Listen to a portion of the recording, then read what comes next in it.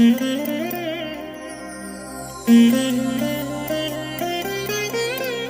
దినం పరము నుండి దిగివచ్చు మాట, ఇది నీ జీవితానికి వెలుగుల బాట, నీ ఒడిలో ఉంచబడిన దీవెనల మూట, అద్భుతాల ఆనంద ఊట. డిసెంబర్ 25 సంవత్సరమంతా మీరు బైబిల్ చదివి ముగించడానికి మీరు చదవలసిన లేఖన భాగం ఉదయం జెఫన్యా గ్రంథం 1 నుండి 3 అధ్యాయములు, సాయంత్రం ప్రకటన 16వ అధ్యాయం. ప్రియమైన దేవుని బిడ్డలారా, ఈ ఉదయకాల సమయంలో ప్రభు మిమ్మల్ని బలపరచునుగాక. మీ అందరికీ క్రిస్మస్ శుభాకాంక్షలు తెలియజేస్తున్నాను. క్రీస్తు నేడు పుట్టెను, ఎంత ఆనందం! క్రీస్తు నేడు పుట్టెను అనే మాట ఈరోజు పుట్టినని అర్థం కాదు.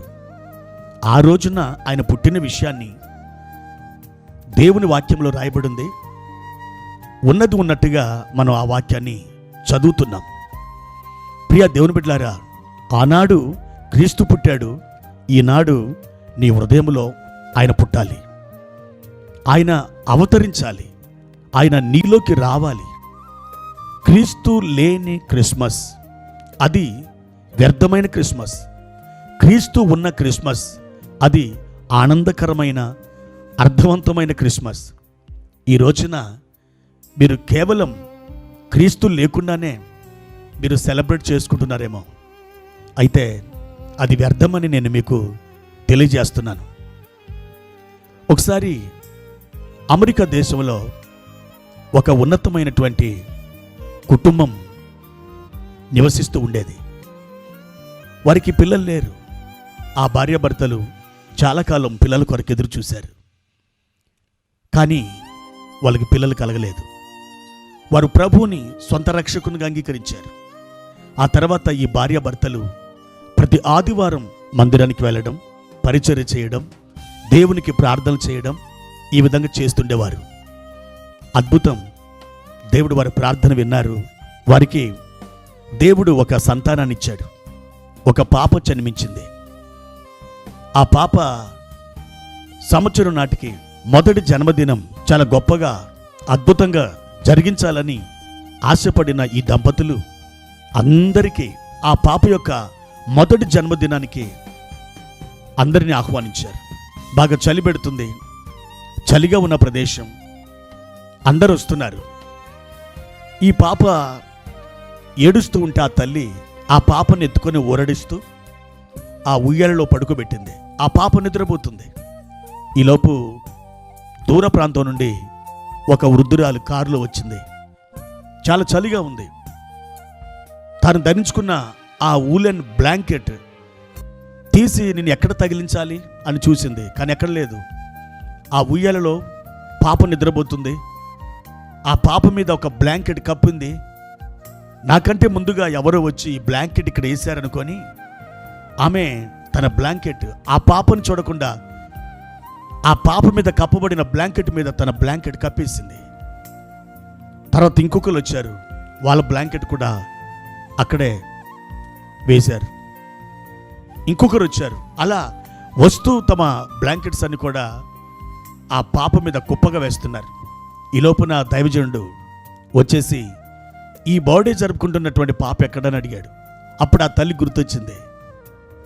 ఆ తల్లి పరిగెత్తుకుని వెళ్ళేసరికి ఆ పాప మీద గుట్టగా ఆ బ్లాంకెట్స్ అన్ని కప్పబడ్డాయి. కెవ్వున కేక వేసి ఎవరేసారు ఇక్కడ అని చెప్పి అరుస్తూ ఆ బ్లాంకెట్స్ అన్ని కూడా లాగి అవతల పడేస్తూ ఉంది. ఆ సమయంలో ఆ అడుగు భాగంలో ఉన్నటువంటి పసిబిడ్డ చనిపోయింది. ఎంతో ఆర్భాటంతో, ఎంతో ఆనందంతో వారు ఆ సెలబ్రేట్ చేసుకుంటున్నారు. కానీ ఆ ఆనందానికి కారణభూతురాలైనటువంటి ఆ పాప శాశ్వతంగా ఈ లోకాన్ని విడిచిపెట్టి వెళ్ళిపోయింది. ఆ పాప లేకుండానే వాళ్ళు ఈ జన్మదినం యొక్క ఆర్భాటాలు జరిగిస్తున్నారు. ప్రియా దేవుని బిడ్డలారా, ఈ రోజున నీ క్రిస్మస్ ఎలా ఉంది? యేసు ప్రభు లేకుండానే, ఆయన నీ హృదయంలో కలిగి ఉండకుండానే నూతన వస్త్రాలు, ఇంటికి పెయింటింగ్, స్నేహితులని విందులకు ఆహ్వానించటం, ఇవన్నీ కూడా నువ్వు చేస్తూ చాలా హంగామా చేస్తూ హడావుడి చేస్తూ ఈ యొక్క క్రిస్మస్ని ఆచరిస్తున్నావా? యేసు లేకుండా నీవెన్ని క్రిస్మస్లు చేసుకున్నా అది వ్యర్థమేనండి. ఈ ఉదయకాలం ప్రభు నీతో మాట్లాడుతున్నారు. నీవు నిజమైన క్రిస్మస్ జరుపుకోవాలంటే యేసు నీ జీవితంలో, నీ హృదయంలో ఆయన ఉండి తీరాలి. అంత మాత్రమే కాదు, ఆయన ప్రేమించి తన ప్రాణాన్ని మన కొరకు అర్పించాడు. ఆ ప్రేమని ఇతరులకు చూపించాలి. ఒక అన్యురాలికి లేదా ఒక అన్యుడికి నువ్వు క్రీస్తు యొక్క సువార్త చెప్పకపోతే ఈ రోజున నువ్వు చేసుకునే క్రిస్మస్ అది వ్యర్థమని నేను మీకు తెలియజేస్తున్నాను. ఒక అర్థవంతమైన క్రిస్మస్ చేసుకోవడానికి ప్రభువుని అడుగు. ఒక పేదరాలకి ఒక వస్త్రాన్ని కొనివు. ఎవరికైనా సువార్త ప్రకటించు. ప్రభువుని మహిమపరచు, ప్రభువుని స్తుతించు. నక్షత్రం తూర్పు దేశపు జ్ఞానులకి దారి చూపించింది. ఎక్కడి దాకా? ఆ శిశువు ఉన్న చోటికి అది దారి చూపించింది. యేసు ప్రభు దగ్గరికి నీవు ఇతరులకు దారి చూపించే నక్షత్రం వలె నువ్వు మారాలి. అప్పుడు నువ్వు నిజమైనటువంటి క్రిస్మస్ ఆరాధన జరుపుకున్నట్లవుతుంది. అట్టి కృప దేవుడు నీకు అనుగ్రహించునుగాక. ప్రార్థన. పరిశుద్ధుడా, ప్రేమ కలిగిన తండ్రి, ఈ ఉదయకాల సమయంలో మీ మహాకృపను బట్టి వందనాలు. మా దేవా, ఈ దినములలో మేము ఒక అర్థవంతమైన క్రిస్మస్ జరుపుకోవడానికి మాకు సహాయం చేయండి. మా తండ్రి, బుద్ధిమంతులైతే ఆకాశ మండలంలోని జ్యోతులను పోలిన వారై ప్రకాశించెదరు. నీతి మార్గును అనుసరించి నడుచుకున్నట్లు ఎవరు అనేకులు త్రిప్పుదురో వారు నక్షత్రం వలె నిరంతరమును ప్రకాశించెదరని సెలవిచ్చావు. మా తండ్రి, మా ప్రియులు అనేక మందిని క్రీస్తు దగ్గరకు నడిపించే నక్షత్రాలుగా మారాలని, వారికి అట్టి కృప అనుగ్రహించబడాలని యేసు నామములో నేను ప్రార్థించి వేడుకుంటున్నాను తండ్రి. ఆమెన్.